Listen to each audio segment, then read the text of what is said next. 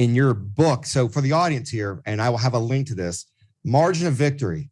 I read this and I was blown away. So first of all, the writing, the writing is so crisp and clean. I'm a big stickler for writing. It's so concise, to the point, and it's so interesting. And your theme, that wars are decided in the decades before they begin. Oh my Lord! All the conditions you just mentioned now, and then 20 years of endless war in Iraq and Afghanistan. You have an inept, corrupt senior military. God knows what's being taught now in the military academies to the ranks of our officers.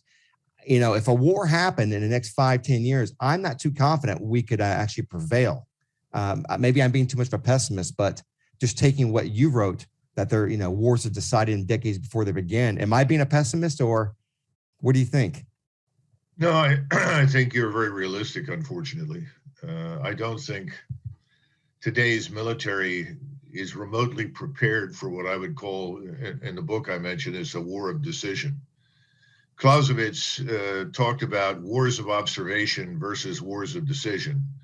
In other words, what we would call these low-intensity conflicts, Clausewitz called them wars of observation, because whether you won or lost them really was not a question existential in character. In other words, your country did not necessarily stand or fall on what happened in these wars of observation. And ultimately, he says, wars of observation can be fought if you're trying to test your capabilities, test your limits, or you feel that there's some minor issue here that could be decided in your favor.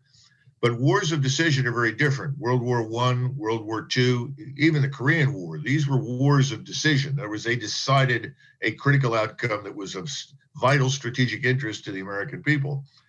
Now, with regard to Korea, Eisenhower was smart enough to understand that there was nothing vital on the Korean Peninsula, but he also understood that we had to restore the status quo ante, come to some sort of arrangement and end it. And he understood the criticality of ending that war, because if he didn't, it could grow and it could consume resources and human lives that we, frankly, in the United States didn't want to spend. But after that, you have simply wars of observation or these low-intensity conflicts. Those kinds of conflicts tend to breed bad senior officer leadership, because the senior officers are not in a position where decisions they make could result in the deaths of tens of thousands, could put the existence of their state at risk. I refer to it often in there as colonial warfare, where you sort of sit in your forward operating base, which is a kind of a modern metaphor for the French Foreign Legion post or the British post outside of Islamabad, in Northwest India.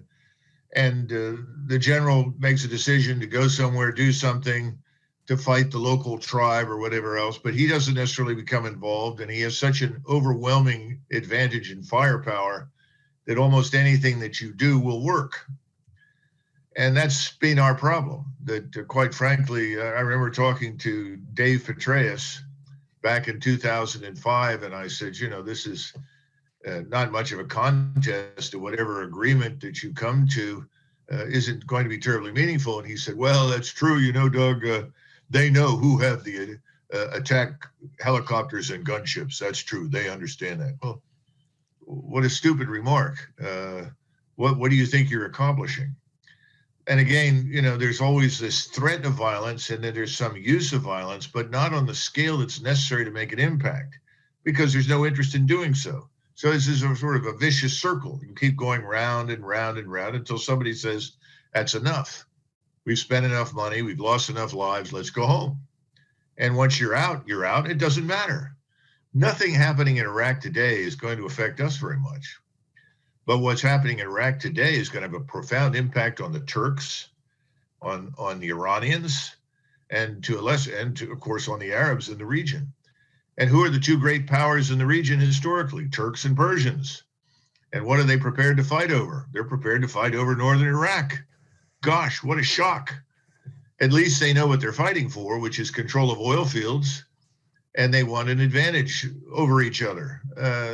So the question is, what are we doing there? I haven't figured it out. And I always like my friends in the IDF.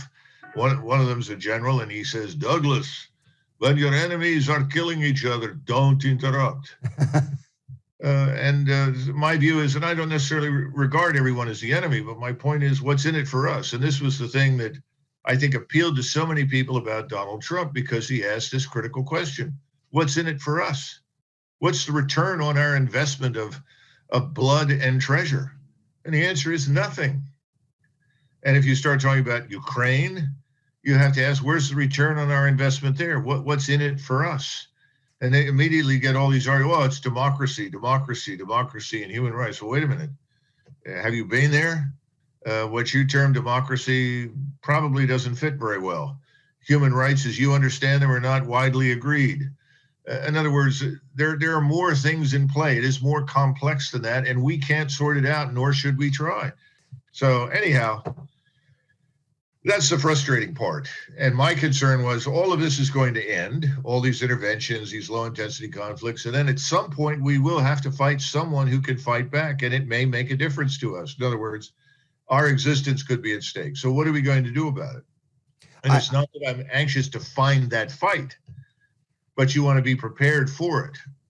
Now, that doesn't mean you live in a state of siege.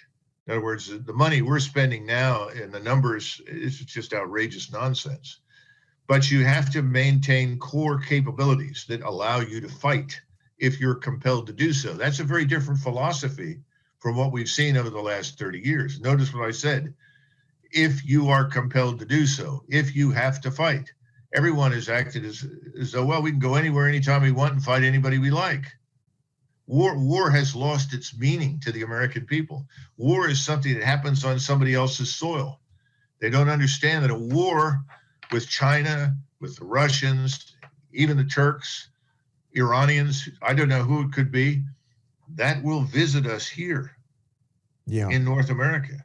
People need to wake up. It's very different from what they think now.